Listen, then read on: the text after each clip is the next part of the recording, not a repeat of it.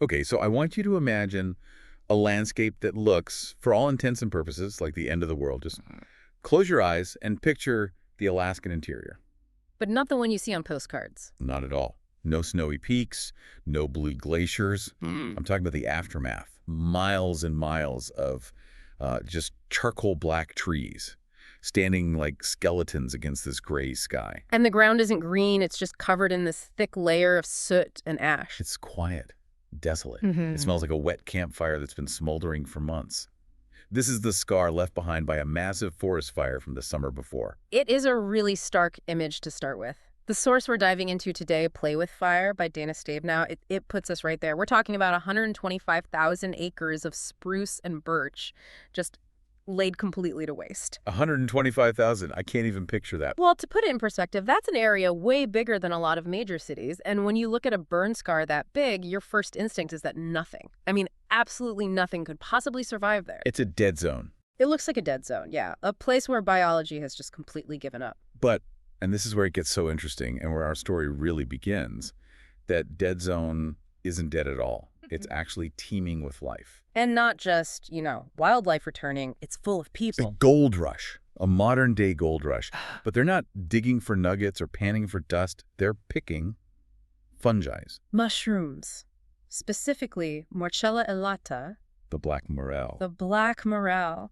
And this strange juxtaposition, this explosion of life coming out of absolute destruction, that is the setting for the deep dive we're taking today. Yeah, the source material here is so rich. It's not just a mystery novel. It's this stack of observations on ecology, theology, human nature, all wrapped up together. You've got the mushroom pickers, you've got this clash between science and a very particular brand of religious fundamentalism. And right in the middle of it all, a body found in the mushroom patch. And the central mystery isn't just who is this person, but how? How did they end up naked, decomposing, and covered in mushrooms in the middle of absolutely nowhere? It's a puzzle that needs biology, forensics, and, strangely enough, theology, all at the same time. Exactly. So our mission today is to unpack this thing layer by layer. We need to look at the ecology of the Alaskan wilderness. Why the fire happens, why the mushrooms follow. We have to get into the nitty-gritty of the forensics. The anomalies around the body are... well, they're really strange. Yeah, and then we have to dissect the cultural war that might have led to this person's death. And to guide us through this, we have a fantastic central figure in Kate Shugak. She's a character that really demands your attention. Oh, absolutely. We have to introduce her properly. If you're new to this world, Kate is an elite investigator. She lives in the park, which is this huge, fictional national park. She used to be an investigator for the DA's office, right? So she knows the system. She knows the law inside and out, but she left that life behind. She's got this scar across her throat. From a knife fight, she barely survived. Barely. And she has this incredible cynical wit. She's the person you want on your side when things go sideways, because almost nothing seems to rattle her. She's tough, for sure. But I think what makes her so effective for a story like this is how connected she is to the land. That's it. She sees things other people miss because she understands the rhythm of the bush. She knows when a bird call sounds wrong or when a branch shouldn't be broken. She reads the signs. And she's not alone out there. Yeah. She's with Dinah Cookman, who is the perfect stand-in for us, for the audience. The perfect foil, yeah. Dinah is the Chichako. A newcomer. That's the Alaskan term for a greenhorn, right? Exactly. Someone who hasn't made it through winter yet. Dinah's a documentary filmmaker. She's completely out of her element trying to film the mad mushroom pickers. So she's asking all the questions we'd be asking. She is. A lot of what happens in this book is, well, it's very distinctly Alaskan. She's our way in. And we can't forget Bobby Clark. Oh, never. Bobby's a Vietnam vet, a double amputee. He gets around in this amazing wheelchair he's modified with mountain bike tires. He's Kate's closest friend. He's also a gourmet cook who insists on making these elaborate meals over a campfire. And he has absolutely zero patience for religious hypocrisy, which becomes very relevant. He's the cynical, grounded reality check in the group. And Mutt.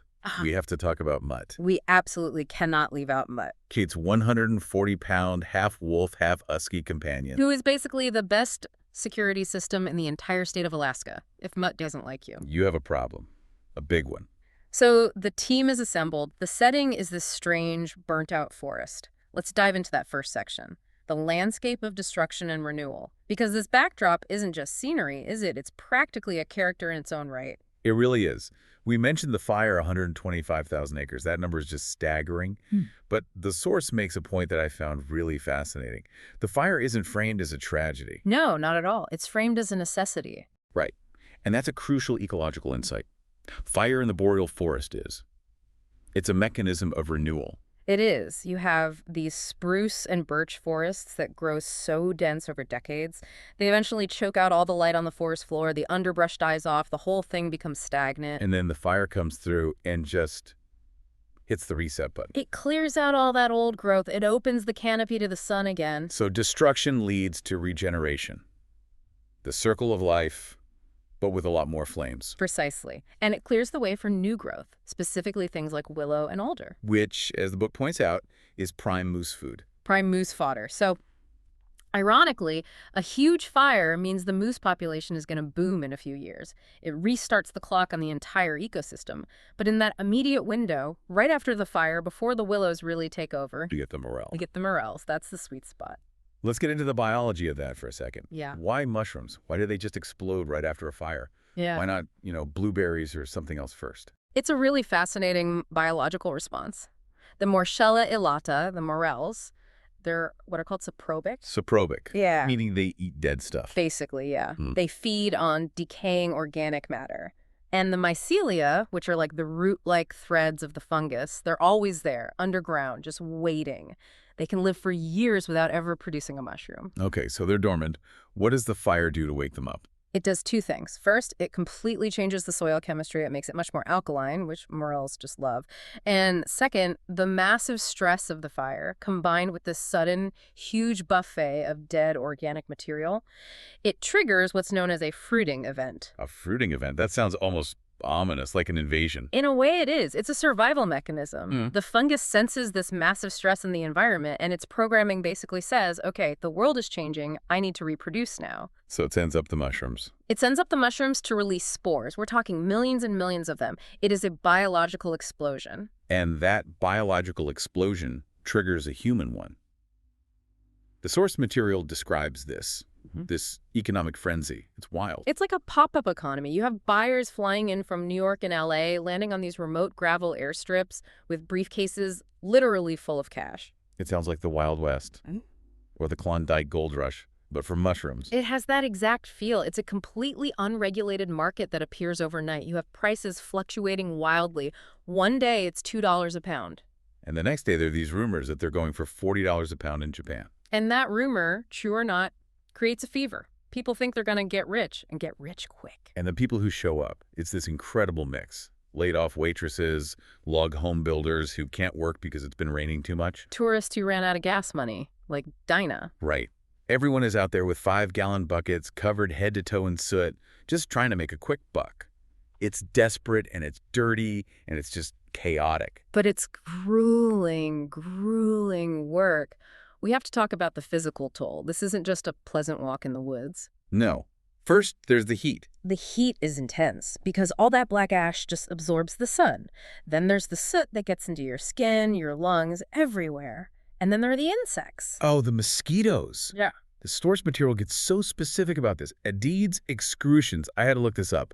And the name alone, excrucians, like excruciating. That is exactly the etymology. The text calls it the most abundant and annoying of Alaskan mosquitoes. That's the actual scientific description. It's a common description, yeah. And unlike other species that might, hide when it gets hot or windy, Aedes excrucians stays active in the warm sun. They are relentless, they're bigger than average, and they hunt in packs. And poor Dinah, the chuchaco, she's just getting eaten alive. The book says she's slaughtering herself in Skin So Soft. Which is a real thing. For decades, Alaskans swore by Avon's Skin So Soft bath oil as a repellent. Does it actually work? The theory was that it created this oily barrier the bugs couldn't bite through. It definitely smells better than DD, I'll give it that. But she's miserable. And then, as if the bugs aren't enough to deal with, there are the bears.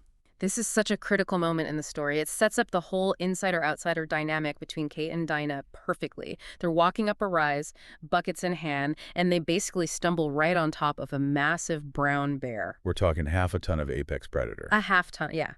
And Dinah just freezes. Her mind is racing. She's thinking about her camera, about death in the line of duty. Panic is setting in. She's just waiting to be eaten. And Kate, what does Kate do?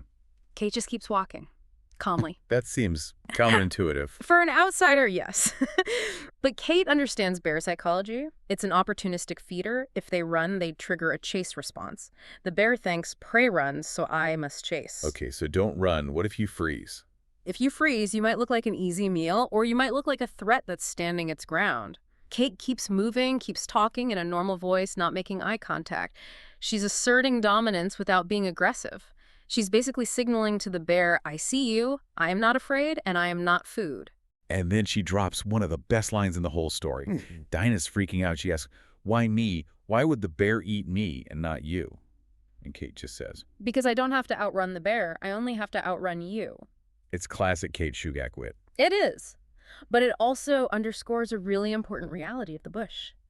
Bears will eat anything that'll sit still. They are scavengers as much as they are hunters. They always prefer the easy meal. And that becomes a crucial forensic point later on. Crucial. So file that away in your mind. Bears are opportunistic. They eat things that are just lying around. Right, got it. Bears are lazy. So the camp life is established. Bobby's making gourmet caribou roast over a fire because he refuses to eat sludge just because they're camping. And Kate is washing off all that soot in a freezing cold creek using Dr. Bronner's soap. Which is a great little detail. It's a perfect thematic touch. Dr. Bronner's soap bottles are famous for being covered in that tiny, tiny text. The moral ABCs, all these religious and philosophical ramblings. It's a very subtle foreshadowing of the heavy religious themes that are about to come crashing into the story. Okay, so let's move into that. Section 2. The discovery and the forensics. The whole thing starts as this kind of playful moment. Kate and Dinah are picking mushrooms, they're filling their buckets, they're making money. Yeah. And then, Mutt changes. The animal instinct. His hankles go up, there's a low growl. Mutt senses something is wrong long before the humans see it. The smell of death is just... It's different from the normal smells of the forest. And then they see it. But it doesn't even look like a body at first, right? The book describes it as a mound of ash and mushrooms. The visual is so haunting. The body is face down, but it's sort of cradling these new fireweed shoots. Fireweed is that bright pink flower, the first thing to grow back after a burn. The very first. So he's literally, as the text says, one flesh with the earth. He's decomposing, and the morel mushrooms are actually growing out of the organic material of the body itself. That's grotesque. It's grotesque, but it's also weirdly part of that cycle of destruction and renewal we were just talking about. Okay, let's break down the anomalies here. Yeah. Because this isn't just a guy who died in the woods. There are some very strange things about this scene. First off, he's naked. Completely naked. No boots, no pants, no shirt, and, crucially, no clothes found anywhere nearby. That's the first huge red flag. You don't just wander around the Alaskan interior naked. No, especially not during mosquito season. The insects alone would drive a person insane within minutes. It suggests either a total mental break or a panicked flight. In his position. One knee raised, arms outflung. It suggests he fell while running, or was in an act of fleeing something. He didn't just lie down and go to sleep. He collapsed in motion. Now, Kate's first thought is, okay, maybe he got caught in the fire last year. Which is a logical first assumption. You're on a giant brain scar, you see a body, you assume the fire killed him. But she corrects herself almost immediately. She notices something very specific about the ash. Yes. There is no ash under the body. Walk us through that logic. Why is the ash layer so important? Think about the timeline. The fire burns everything down to the ground, and then it leaves a layer of ash on top of that ground. If he had died during the fire, his body would be on the pre-fire soil, and the ash would have then settled on top of him. But he's lying on top of the ash. Exactly. Which means he walked onto the burnt ground after the fire was already out. He survived the fire itself, but died sometime shortly after. And based on the state of decomposition, it had to be before the winter freeze-up. And then Trooper Jim Chopin, they call him Chopper Jim. He comes in, he analyzes the body and gives a cause of death that I really did not see coming. Anaphylactic shock. An allergic reaction. A massive, fatal allergic reaction. And it fits the pathology. Even with the decomposed body, you can look at the remaining soft tissue, the position of the airways. The signs point to severely swollen airways and a very rapid onset. So likely bee stings or something A similar. severe allergen, yeah. Bee or wasp stings are the most likely culprit. So on the surface, it looks like a natural, if very bizarre, death. Guy runs through the woods naked for some reason, gets stung by a bunch of bees, dies, case closed. But then there's the murder clue. The cut. There's a deep laceration on his deltoid muscle on his shoulder, and inside that wound, forensics finds traces of glass. But not just any glass. Not just any glass. This is the key distinction. It's not windshield glass. Okay, what's the difference? Windshield glass is safety glass. It's tempered so that when it breaks, it shatters into thousands of little blunt cubes.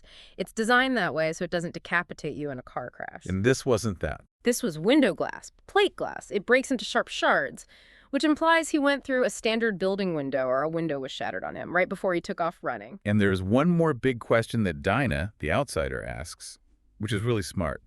If he's been lying here since last fall, why didn't the bears eat him? Right. We just established that bears are lazy scavengers. They're everywhere. This should have been an easy meal. So why wasn't it? This is where the weather and the timeline all converge. Kate's theory is brilliant. He died right before the first big freeze, so the body froze solid all winter. It was basically a rock, no scent, no decay. And then the spring thaw came. And when the thaw came, that layer of ash from the fire, plus the rapid growth of the mushrooms, it all conspired to mask the scent of decomposition. He was essentially hidden in plain sight until the mushroom pickers stumbled right on top of him. Wow. So we have a body. Now we need a name. And this is where the story pivots from a nature mystery into a really dark community tragedy. Let's move to section 3, the victim in the community. The victim is identified pretty quickly. He's Daniel Siebold, a local teacher at the Chistona school. And here is the real kicker. He's been missing since last August, almost a year, and nobody reported it. This is the silence we're talking about. Trooper Chopin confirms it. There was no missing persons report ever filed, not by his friends, not by the school board, and most disturbingly, not by his own father. We have to talk about the father, Pastor Simon Siebold. He is a formidable figure. Kate describes him as looking like an Old Testament prophet. He runs the Chistona Little Chapel, and he has a very tight grip on his community. So Kate goes to his church, sort of to scope things out. And the sermon she hears, whoa, it is intense. It's not your average love thy neighbor Sunday service. Not even close. It's a window into the worldview of this specific community. The rhetoric is heavily, heavily politicized. He's comparing Washington, D.C. to Sodom and Gomorrah. It's anti-evolution, anti-feminist. Very fire and brimstone. It frames the entire outside world as an enemy. It creates this us versus them mentality that is almost impenetrable. And in the middle of all this, you have Daniel's son, Matthew Siebold, who is 10 years old. Matthew is such a tragic figure. He's described as a champion for Christ. He's a miniature version of his grandfather. He stands ramrod straight. He speaks in these religious platitudes, but you can just see that underneath it all, he's a terrified little boy. He's carrying the weight of his father's disappearance and his grandfather's rigid expectations. And he's the only one who actually does something about it. He approaches Kate outside the church. In this moment, it really got to me. He pulls out this fistful of crumpled dollar bills, $34 to be exact, and he hires her. To find his dad. To find his dad. It's such a powerful moment. The grandfather has obviously been telling everyone that Daniel just left, that he abandoned his son and his life. But the kid never bought it. He never believed that lie. He knew his father wouldn't just leave him, but he was too scared to say it to anyone in that town. He had to go to a stranger. That $34 is probably his entire life savings. He is betting everything he has on the truth. So what was the conflict? Why did the father disappear? Kate starts digging, and she talks to this guy, Brad Burns, a former cop living off-grid. And he basically spills the beans. It was an intellectual war. Daniel Siebold was the teacher at the local school, and he was teaching science. Specifically, he was teaching evolution. He was teaching about dinosaurs. And for the church congregation, that was a declaration of war. They went nuclear. They demanded that creationism be taught instead. They started a campaign to ban books from the school library. Mark Twain, J.D. Salinger, the usual targets. So Daniel was being persecuted by his own community, and it was being led by his own father. Exactly. So the theory is, did he finally just flee this persecution? Or was he removed? Brad Burns puts it pretty bluntly. He says Daniel was a human being, but the fanaticism skipped a generation. The implication is that the pressure on Daniel from his father and the church was just unbearable. He was being squeezed between his job, his scientific integrity, and his family. So to understand Daniel's mindset, Kate needs to get out of Chistona. She heads to Fairbanks, to the University of Alaska. This is our section 4, the intellectual battleground. And this section really highlights the contrast between the suffocating atmosphere of Chistona and the academic world. It's a literal breath of fresh air for Kate. She moves from the dark, burnt woods and the even darker church to this open, vibrant university campus. She goes to the museum, talks to a paleontologist, a Dr. Campbell. Yeah. And we learn that Daniel had actually reached out to him for help. He had, and this shows that Daniel wasn't trying to be a martyr. He was actually trying to find a compromise, wasn't he? It seems like it. What did he want from the paleontologist? Well, Dr. Campbell explains that they don't have any local dinosaur fossils in their collection, so Daniel couldn't build a curriculum around that. But Campbell suggested something else. Pleistocene mammals? So, like woolly mammoths and steppe bison. Exactly. The kinds of megafauna that actually roamed that part of Alaska. Daniel wanted to build a curriculum around that. Which is brilliant, really. It connects the deep, deep past to the animals the kids can see every day, like moose and caribou and wolves. It was a bridge. He was trying to teach science in a way that was locally relevant and tangible. He wasn't trying to destroy their faith. He was trying to expand their world. But even that compromise was too much for the fundamentalists in Chistona. It shows that this was never really about the specific curriculum. It was about control. It was about authority. Any science that contradicted their literal interpretation of the Bible was a threat. Kate also visits her old English professor, a guy named Tom Winkleblack, and they have this fascinating conversation about the very nature of belief. Yeah, Winkleblack introduces what he calls the Red Queen theory of religion. He quotes Lewis Carroll's Through the Looking Glass. Believe 6 impossible things before breakfast. It'll get you in practice for the virgin birth. I love that line. It's fantastic, and it perfectly highlights the disconnect Kate is facing. She's an investigator. She deals in evidence, facts, things you can see and touch and prove. She is going up against a mindset that values faith over evidence. In fact, the more impossible the belief, the stronger the faith required to hold it. Winkleblack tells this story about the Paluxy Creek footprints, right? In Texas. He does. It was a famous case where some fundamentalist groups claimed they'd found human footprints and dinosaur footprints together in the same rock layer. To prove they coexisted, that the Flintstones was basically a documentary. Essentially, yes. They wanted to prove the biblical timeline of creation. And even when it was scientifically thoroughly disproven, when geologists showed the human prints were just eroded dinosaur tracks that sort of kind of look foot-shaped if you squinted. The true believers didn't care. They didn't care. They kept on believing. Because if they admitted they were wrong about the footprints, maybe the whole house of cards might fall down. And this leads to Winkleblack's warning to Kate. He quotes Julius Caesar. There are no tricks in plain and simple faith. That sounds as it could be a compliment to faith, but in this context. It's a chilling warning. He's telling her that she is walking into a very dangerous situation. You can't out-logic or outsmart someone who believes they're acting on God's direct orders. There is no negotiation with absolute certainty. You can't use logic against someone who didn't use logic to get to their position in the first place. Exactly. And that danger becomes very real, very fast. Which brings us to Section 5, escalation. Kate goes back to Chistona and she informs Pastor Siebold that she's found his son's body. And his reaction is, it's just chilling. It is so performative. He acts sad, but it's shallow. He doesn't ask the questions a grieving father would ask. He doesn't ask how or did he suffer. No.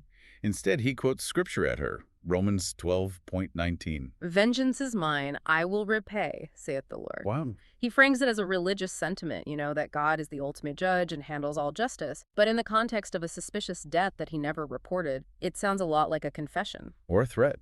Or a threat. He's saying, back off. This is God's business, not yours.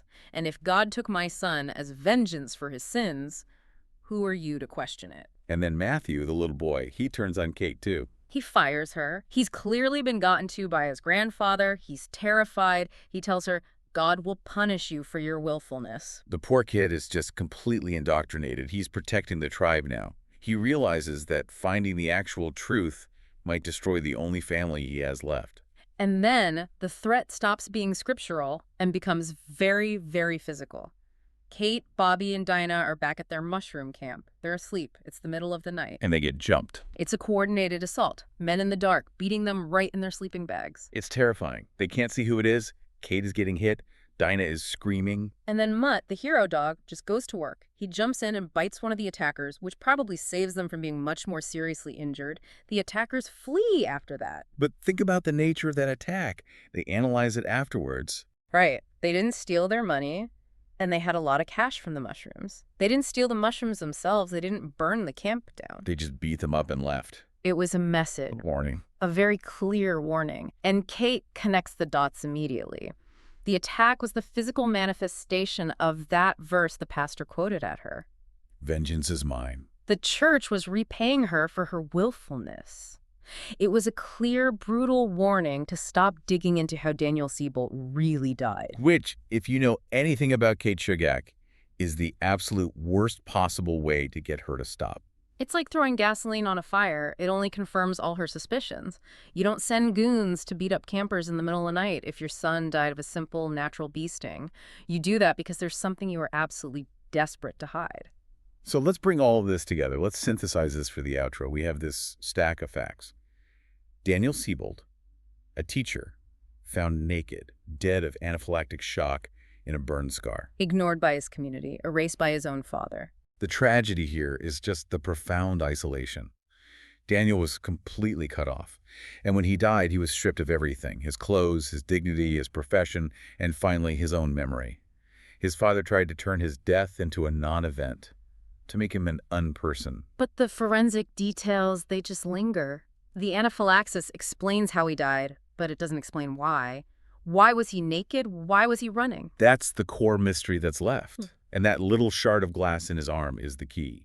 Non-safety glass, window glass. So here's the thought that just keeps nagging at me, and I think it's where the investigation has to go. Let's say he was at home, maybe his father's house, maybe his own cabin, and the confrontation over his teaching, over his sins, finally comes to a head. It gets physical. It gets physical. Where he's threatened, they try to purify him, or something equally terrifying.